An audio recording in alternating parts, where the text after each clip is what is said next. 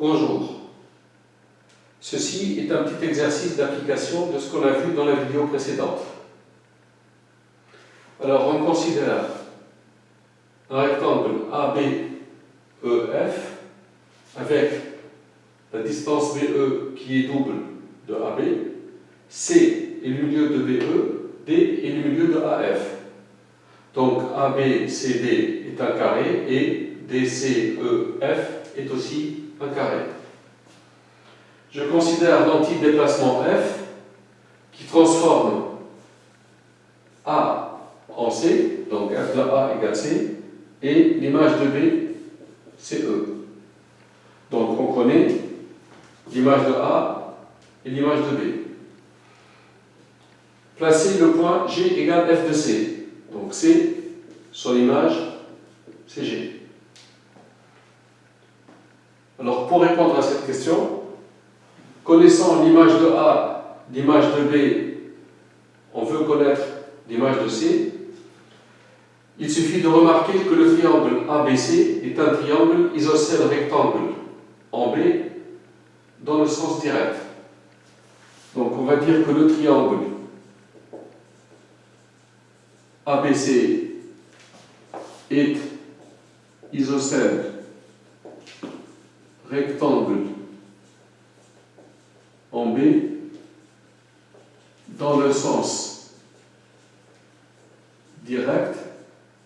Donc, son image, c'est-à-dire CEG dans cet ordre, donc CEG est isocèle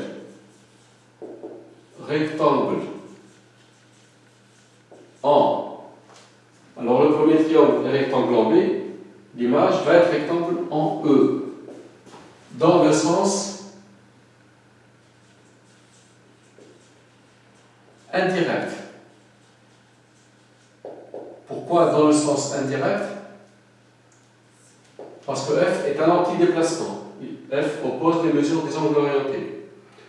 Donc CEG est isocèle rectangle en E, donc dans le sens indirect. Donc on va tourner dans le sens indirect. CEG, on tourne ici, rectangle en E, donc CEG rectangle en E, en angle droit, dans le sens indirect, donc G quelque part ici, et EC égale EG. Voici G. D'où la construction de G. On peut faire autrement, mais c'est un peu plus long. On va dire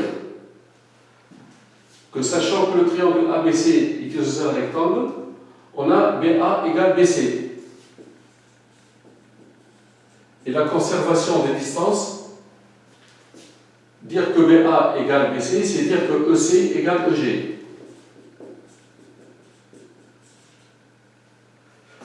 EC égale EG, la distance EC est égale à EG, donc G est sur le cercle de centre E et de rayon EC.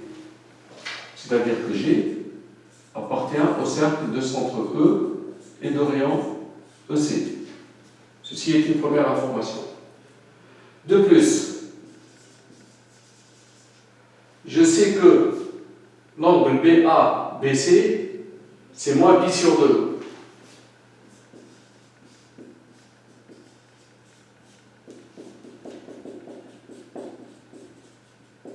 Et les antidéplacements opposent les mesures des angles orientés. Donc, en passant aux images, BA, BC, c'est moins pi sur 2. Donc, EC, EG,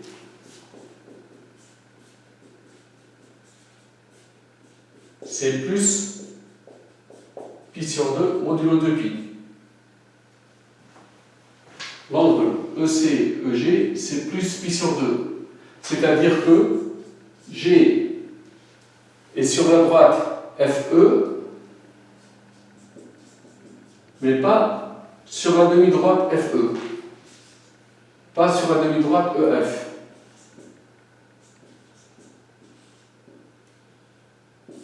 ce qui donne le point G ici. Donc l'intersection de ce cercle avec cette demi-droite, ça donne le point G. Ce qu'on veut faire maintenant, c'est construire le point H, l'image de F. L'image de F, c'est H. Voici le point F. On veut chercher son image. Alors, ce qu'on connaît, c'est les images des points A, B et C. On veut chercher l'image de F. Pour cela, une méthode, c'est la suivante. Il suffit de dire que le vecteur BF est égal à BE plus BA. Le vecteur BF, c'est BE plus BA, puisqu'on a un rectangle. Le vecteur BE, c'est 2 fois BC, donc on utilise les points dont on connaît les images, plus BA. En passant aux images, alors le vecteur BF, c'est 2 fois BC plus BA, donc on remplace BF par EH égale 2 fois, je remplace BC par EG, plus je remplace BA par EC.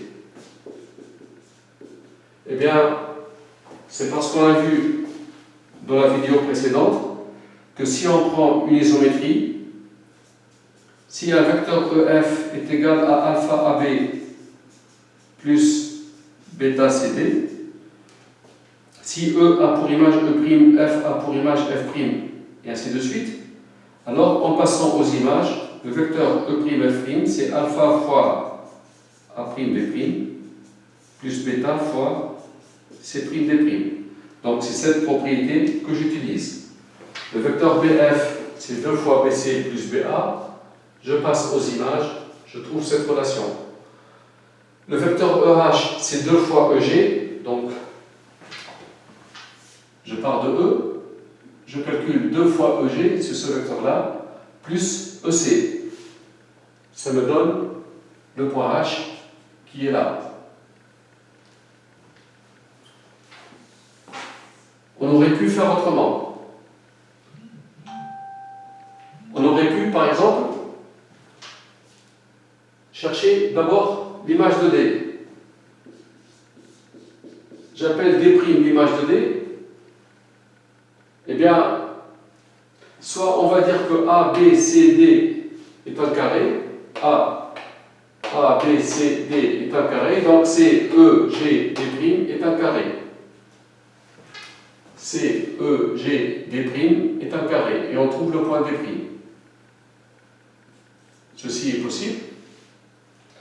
Soit, ce qui est encore un peu plus joli, vu que A, B, C, D est un carré, pour chercher l'image de D, on va écrire que le vecteur CD est égal au vecteur BA. Donc, en passant aux images, je remplace le vecteur CD par GD', qui va être égal à BA, je remplace par EC.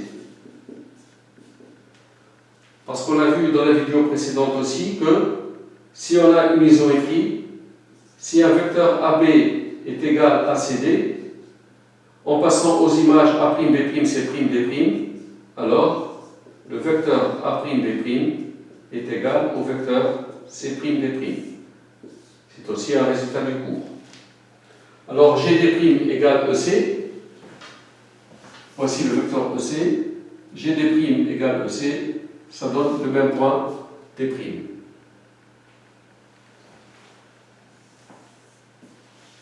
Maintenant, pour trouver le point F, pour trouver l'image de F, on connaît l'image de A, on connaît l'image de D, on veut connaître l'image de F. il suffit d'écrire que le vecteur AF, c'est 2 fois AD, et on passe aux images. Je remplace AF par CH, qui est égal 2 fois. Je remplace AD par CD'. Parce qu'on connaît la propriété suivante. Si AC égale alpha AB, alors en passant aux images A'B' et C', A'C' égale alpha fois A'B'. C'est une propriété du cours aussi. Alors le vecteur CH égale 2 fois CD'. Le vecteur CH, c'est le double de CD'. Ça veut dire tout simplement que D', c'est le milieu de CH. Donc on connaît le point D', et bien CH, c'est 2 fois CD'. Le point H, il est là. Soit maintenant O, le centre de gravité du triangle ABF. Le triangle ABF, le voilà.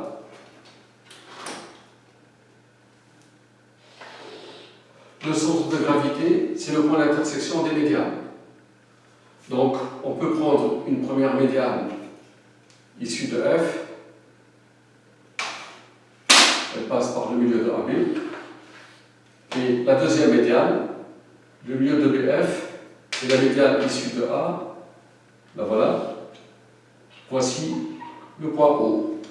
On veut chercher son image.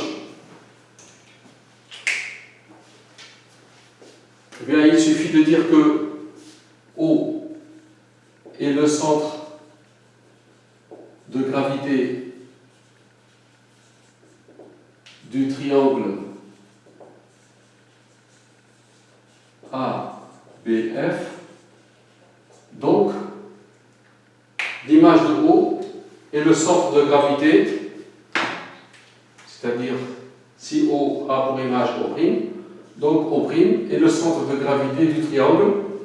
Au lieu d'écrire A, B, F, on écrit C, E, H. Et le centre de gravité du triangle CEH, CEH. Donc, il suffit de tracer, voici le triangle CEH. Une première médiane issue de C, la voici, et une médiane issue de E, qui passe par le milieu du côté opposé, je trouve O'.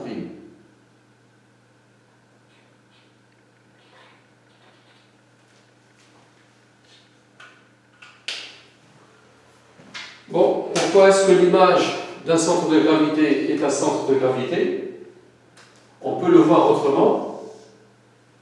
Soit on dit que l'image d'un centre de gravité est le centre de gravité du triangle d'image, soit on dit que O est le centre de gravité du triangle ABF. Ça veut dire que O est l'isobarycentre des points ABF.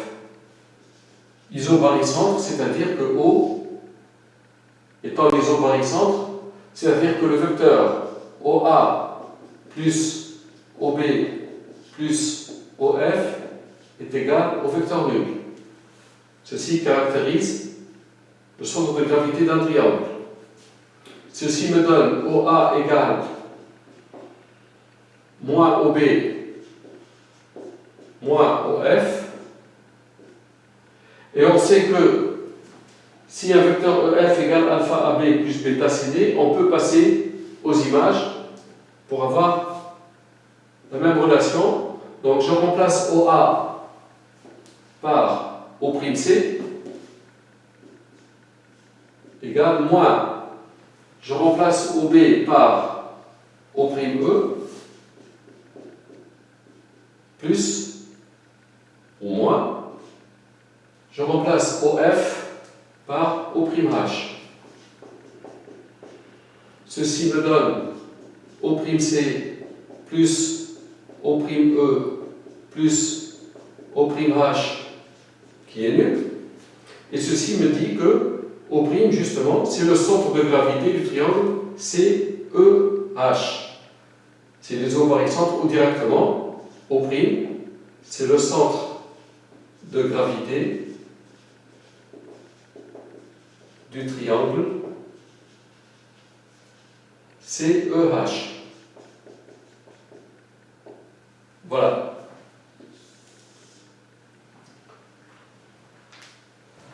Alors, la parallèle à la droite BF menée de A. Donc, je vais considérer la parallèle à la droite BF menée de A. La voici.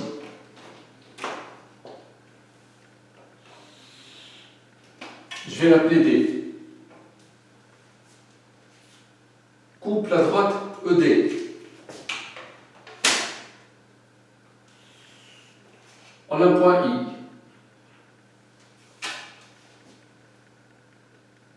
Placez le point I' égale F de I.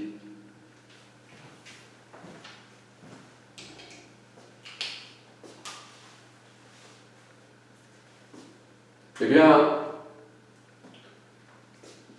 soit D, la parallèle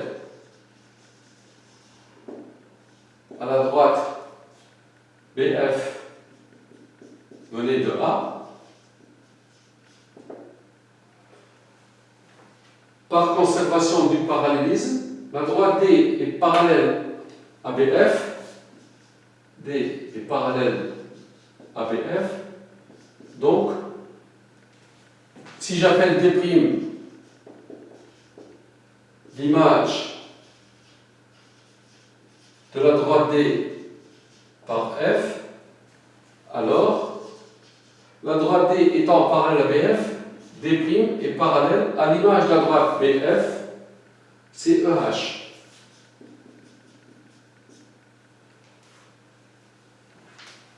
La droite D passe par A. De plus, A appartient à la droite D. Donc l'image de A par F appartient à la droite image. L'image de A par F, c'est C. Il appartient à la droite D'. Donc la droite D', c'est la parallèle à EH qui passe par C. La parallèle à EH, voici la droite EH. La parallèle à EH qui passe par C, la voici.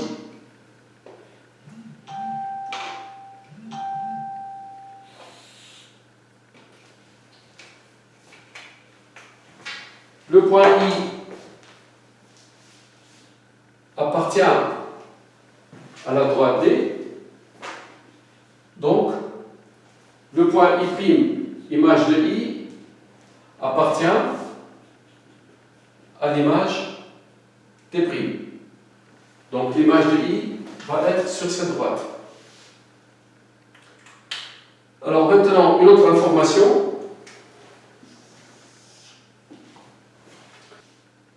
Le point I appartient aussi à la droite ED. Donc pour chercher l'image de I, on va chercher l'image de la droite ED. L'image de I, c'est I'. Il appartient à l'image de la droite ED. Seulement, on ne connaît pas l'image de E. Donc je vais poser delta la droite ED. I appartient à delta. On va chercher l'image de delta. Alors delta, c'est la droite ED. Il faut voir que c'est la médiatrice du segment CF. Parce que cette figure est un carré. La droite ED est la médiatrice de CF. Delta, c'est la médiatrice de CF. Donc, l'image de delta par F, si je l'appelle delta', c'est la médiatrice du segment image. Le segment CF, son image, c'est GH. Donc delta', c'est la médiatrice de GH. avec delta prime, c'est l'image de delta par F. I appartient à delta, cette droite-là, c'est la droite ED. I appartient à delta, donc l'image de I appartient à la droite delta prime, image de delta, c'est-à-dire la médiatrice de GH. I prime appartient à la médiatrice de GH. Donc si je trace la médiatrice de GH, voici le segment GH, sa médiatrice, c'est cette droite. Et I' va être ici.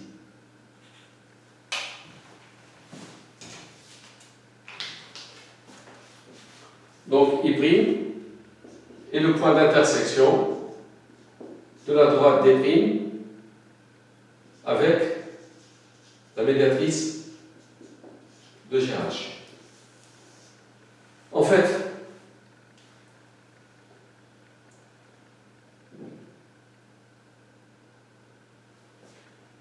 si on a un segment AB et D, la médiatrice de AB, par une isométrie F, le segment AB a pour image A'B', la droite D a pour image D'. Si D est la médiatrice de AB, alors l'image de la droite D est nécessairement la droite D', médiatrice de A'B'. Ceci, on peut l'utiliser directement. La preuve est immédiate, parce que D étant la médiatrice de AB, elle passe par le milieu de AB, si je l'appelle I. I est le milieu de AB, son image, c'est le milieu de A'B'. D est perpendiculaire à AB d'après la conservation de l'orthogonalité. L'image de la droite D, c'est-à-dire la droite D', est perpendiculaire à A'B'. I appartient à la droite D, donc l'image de I' appartient à la droite D'. Ça veut dire que la droite D' est perpendiculaire à A'B' et elle passe par son milieu. C'est la médiatrice. C'est ce que j'ai utilisé ici. Et pour finir,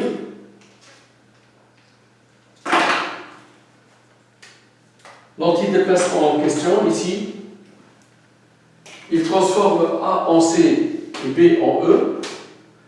Alors c'est soit une symétrie orthogonale, soit une symétrie glissante. La médiatrice de AC, c'est la droite BD. La médiatrice de BE, c'est la droite CD. Ce n'est pas la même médiatrice. Donc F n'est pas une symétrie orthogonale, c'est une symétrie glissante. L'image de A, c'est C. Donc l'image de A étant C, le milieu de AC, le voici, il appartient à l'axe. L'image de B, c'est E. Le milieu de EB appartient à l'axe. Le milieu de EB, c'est C. Il appartient à l'axe. Le milieu de AC appartient à l'axe et C appartient à l'axe. L'axe de la symétrie glissante, c'est la droite AC.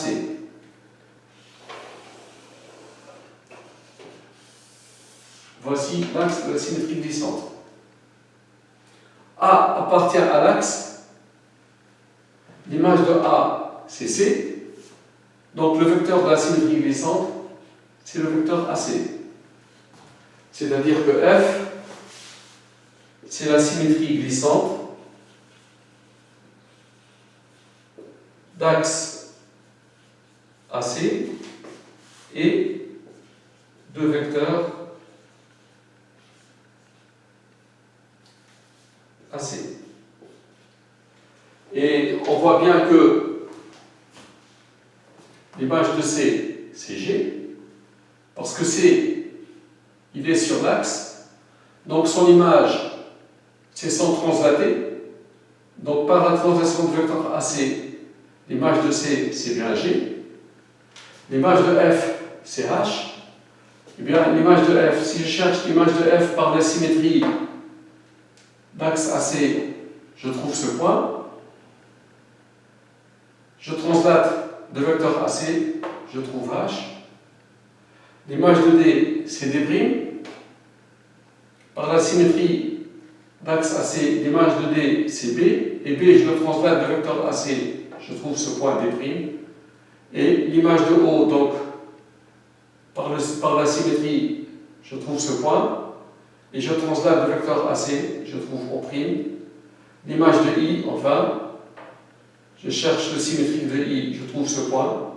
Je translate de vecteur AC, je trouve le point I'. Voilà l'exercice. Merci d'avoir suivi.